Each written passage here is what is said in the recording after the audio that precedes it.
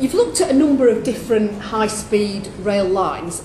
Could you say what are the main differences and similarities between them, and how does the proposed UK line compare to those examples? Is there a sort of clear comparator?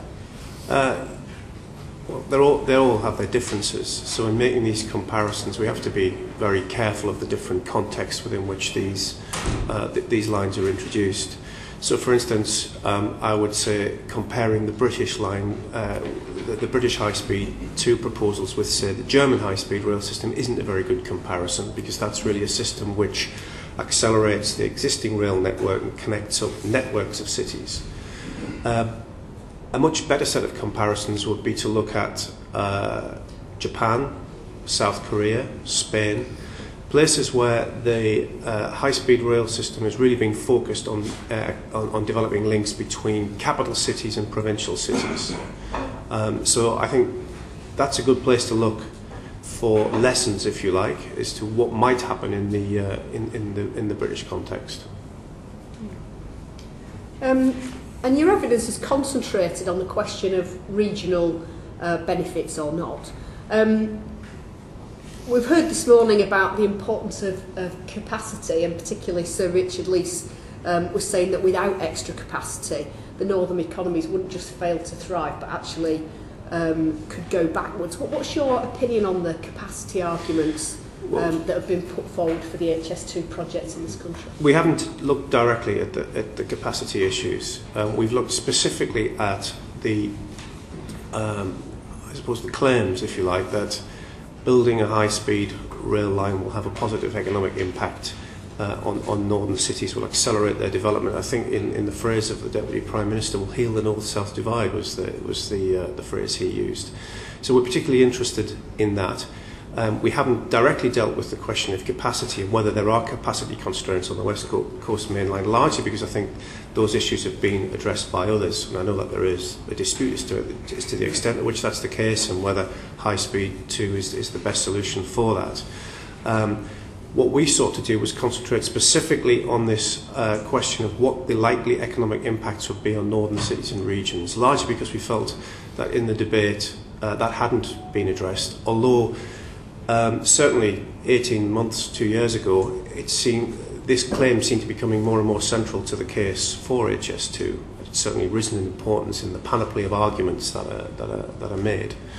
So that was the question that we were interested in. And we were interested in looking at what evidence the government had presented and what evidence there was from elsewhere. So we stuck very consciously to that one topic. So in a sense, this is not an argument against HS2 as such, because there might be many good arguments for HS2. It's looking specifically at these claims. Thank you. Ian Stewart? Thank you. You gave evidence to the Transport Select Committee when we considered high-speed rail. And your view and the other view from other economists who gave evidence was that just putting a high-speed line in itself would not generate economic growth away from the main city. But where there was, alongside the high-speed line, a development of good connectivity from the regional network, that could generate economic growth. Given that and the plans to develop the Northern Hub, the West Midlands plans and other regional networks, do you think that will be sufficient to see economic growth in those areas? Yeah, I think my view is that having looked at the evidence from elsewhere in the world, it's absolutely vital that connectivity to regional hubs is extremely important. Regional stations are extremely important to have a chance of generating wider benefits. I still think the probability is that when we look at the benefits that accrue from high speed 2, and when we look at the net benefits, the majority of those will flow to London and the south rather than the northern cities, if past examples are anything to go by. I think that there's a strong argument for investing in intra-regional transport improvements, including rail improvements in the northern cities. and I think there's better evidence that starting with those will produce more benefits for northern cities and regions than will investing that money in high speed 2. I think the weight of evidence there is quite strong that improving intra-regional transport networks will have some positive impact. It's much more difficult to find strong evidence, convincing evidence, that investing in high-speed rail lines of the type that's proposed in the UK will have positive net benefits in the northern cities and regions. May I follow up? Yes. Thank you.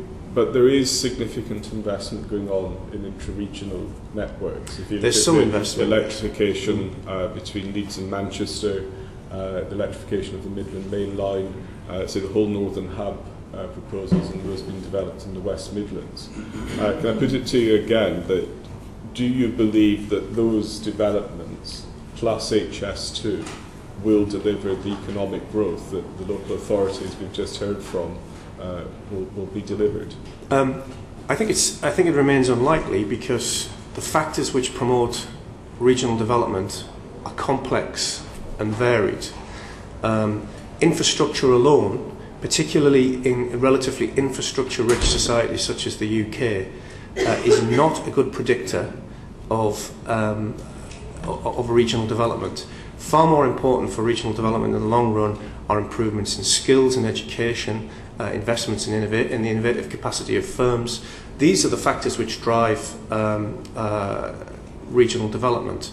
And from the point of view of many northern cities and regions, I think the gains which are hoped to arise, rather than demonstrated to arise, are hoped to arise from HS2. Many of those gains could be achieved by smaller scale investments in existing infrastructures rather than the building of an entirely new infrastructure. Thank you. May I just ask that you check that your mobile phone's switched off? My phone is switched off as far as I'm aware. Somewhere we have got a problem. Not somewhere to identify. I'm sorry to interrupt. It's definitely not me. Right, Graham Morris. Thanks very much, Chair. Of course, there are even further northern cities in the UK, such as Edinburgh and Glasgow, and I wondered what your view is with regards to extending high-speed rail into Scotland, and what would you see as the benefits to Scotland as a result of that, in particular the central belt of Scotland? Well, I live in Gateshead, so that's another place which is like Edinburgh and Glasgow, not part of this network. And I use high-speed rail every week from Newcastle to London to come to work. So I think about these questions more than the average person from a personal point of view. My arguments are the same. That there's going to be a real problem, I think, for cities like Newcastle, which are not going to be directly connected to this network, and I think that's probably also going to be true of Edinburgh and Glasgow, and also places like Aberdeen, which will become, in time terms, even more remote, as it were, from London and the southeast. And yet we have in Edinburgh and Aberdeen two of the fastest growing economies in the UK outside of London and the southeast.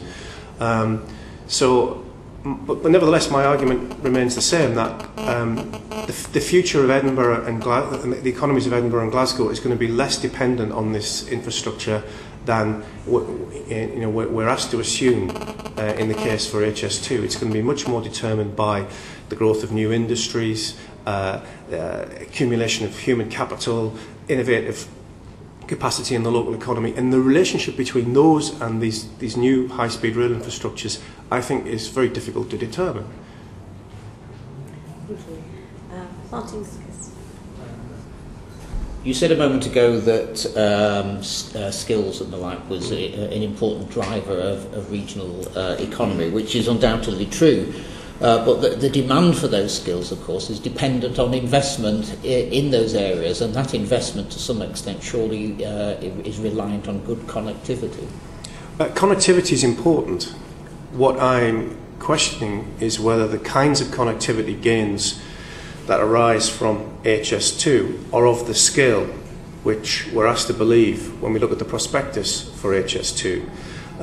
It's probably, in terms of connectivity, tackling unemployment problems in a place like the northeast of England, the real issues might be more to do with connecting remote former mining communities to areas of job growth in the centre of Newcastle. These are the kinds of opportunity costs, if you like, which are at stake in this debate.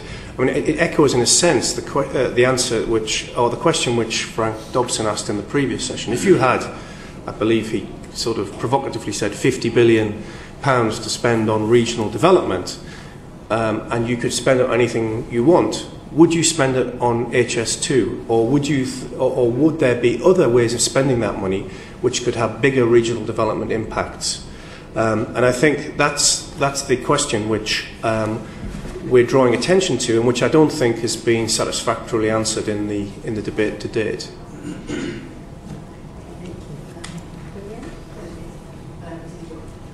We heard this morning from Manchester, Birmingham and Nottingham, who were all confident about the potential economic benefits that would flow to their cities from HS2. And the Transport Select Committee, when they looked into high-speed rail, they suggested, or they concluded that it seemed to have succeeded in bringing benefits to cities in Europe, particularly such as Lyon and Lille. Why do you think they're all wrong? They're not wrong. I mean, if you go to Lyon and Lille, you can see the benefits of having a high-speed rail station, because if you go to Lille, there's a lot of development around the railway station, in the Euro-Lille development. Likewise, if you go to Lyon, you see developments in the Pardieu district around the railway station there. There are developments there, same around Atocha in Madrid, and around the station in Seville. Those stations become a magnet for investment within those regions. What the best econometric studies that have been done in France suggest is that much of the gains that Lyon has made has been at the expense of other parts of southeast France rather than Paris. And so this is the question these are the issues that we need to separate out in all of this. Of course, if you build a high-speed rail line and spend 30, 40, or 50 billion pounds on it and build a large railway station in Manchester, there will be some benefits to particularly to central Manchester from that. That's common sense. What we're interested in is the net distribution of total benefits. And the evidence that we see is that from the studies that have been done elsewhere is that most of the benefits will accrue to London and the south, not to the north. There will be some benefits, but whether those benefits are enough to close regional disparities, which is the claim which we're interested in testing, I think the evidence on that is not very convincing at all. Doesn't it need to be seen in the context of the investment that's also going into regional transport networks? Because it isn't happening on its own.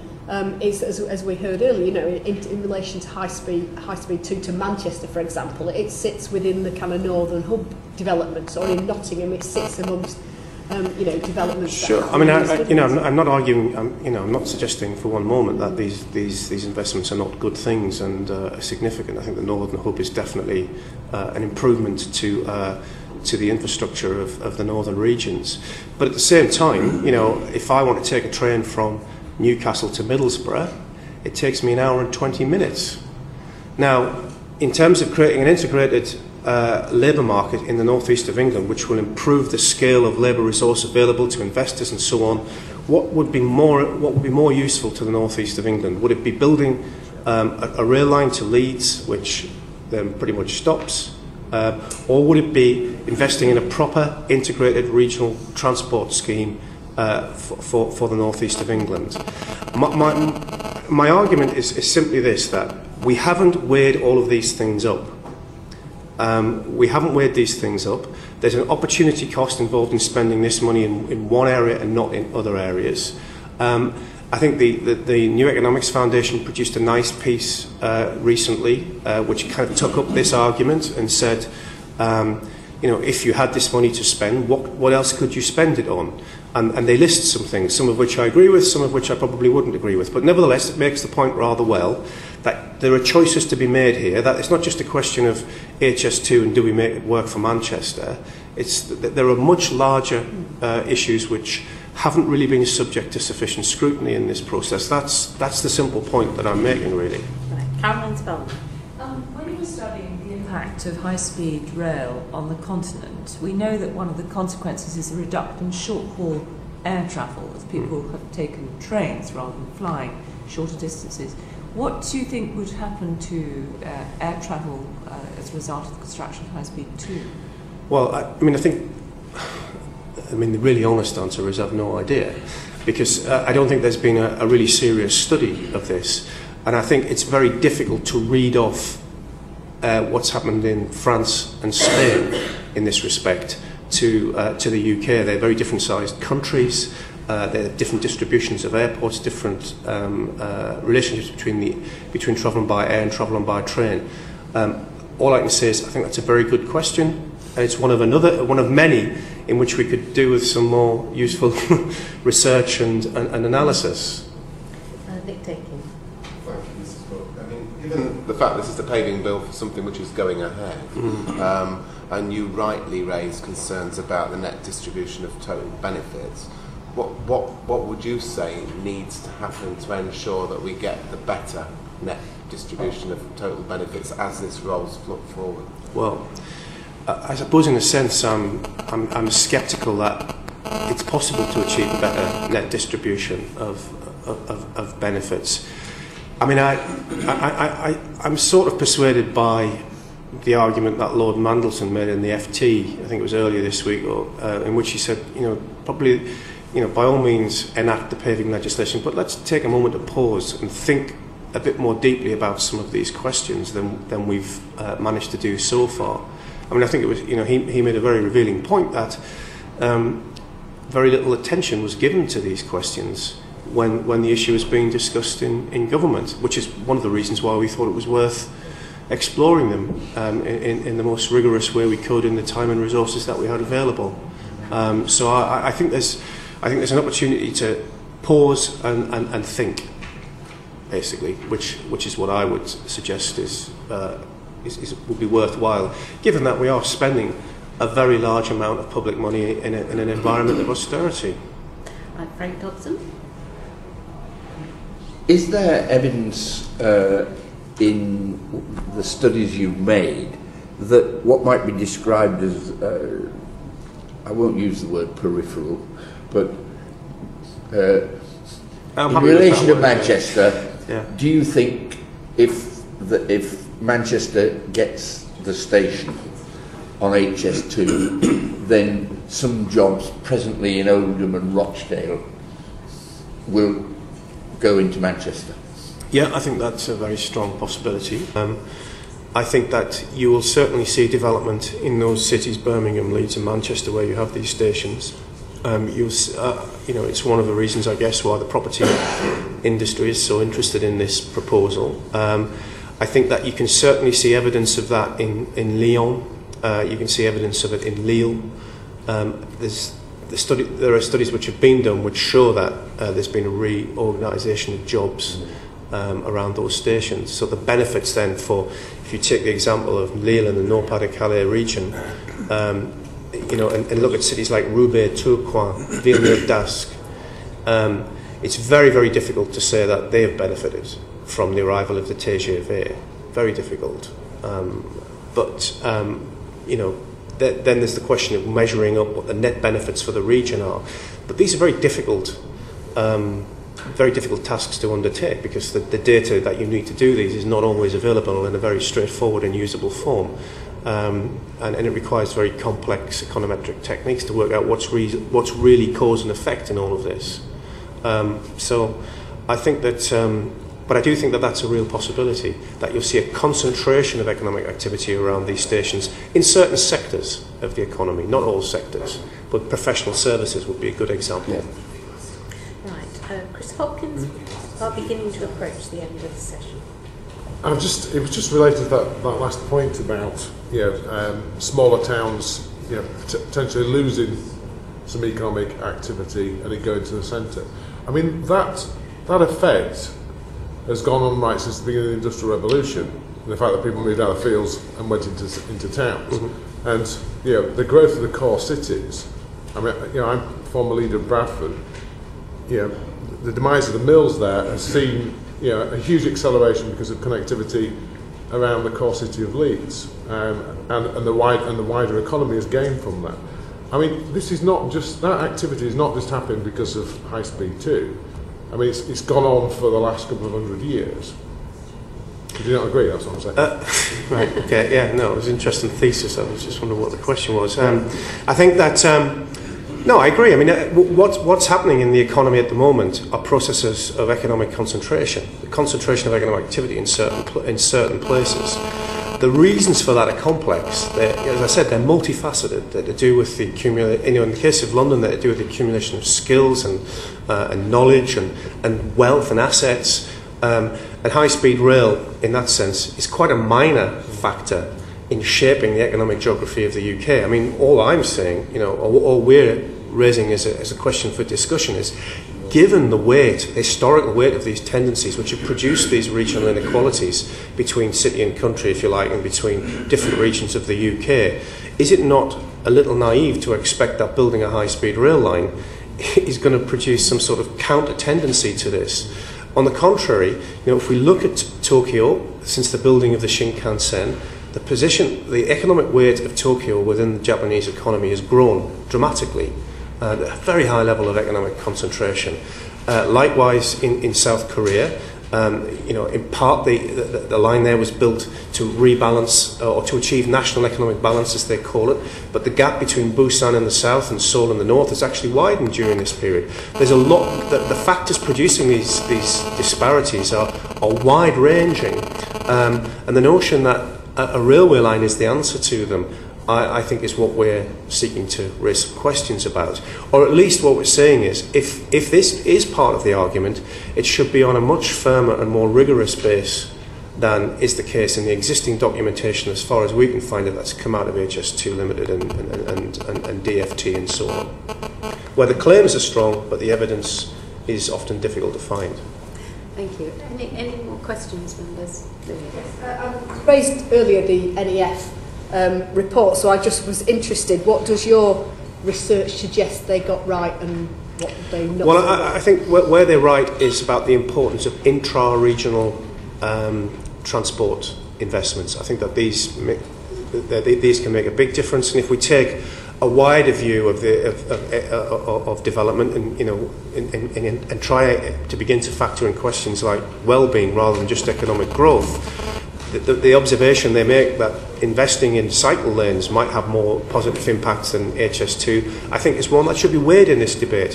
Where I'm a bit more sceptical is about where I'm a bit more sceptical is in relation to the faith they place in broadband as an alternative to all of this.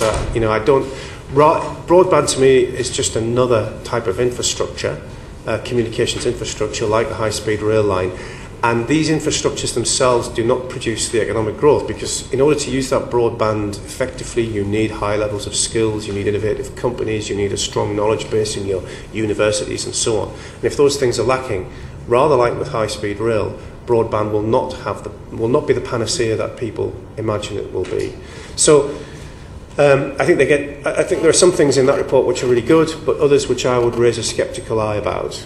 Can I just ask a follow-up, which is how important do you think the improved connections between the cities of the Midlands and the North could be, rather than the connection with London? And I say that in the context of, one, that passenger numbers are growing faster between Birmingham and Manchester than they are between Birmingham and London, and also, you know, just note from my own perspective, is travelling from Nottingham to Birmingham or Nottingham to Leeds is very slow, and potentially will be substantially better through HS2. How important could that be? Well, I think it could be very important, and again, I think, you know, it would be useful to see some evidence on this as a, you know,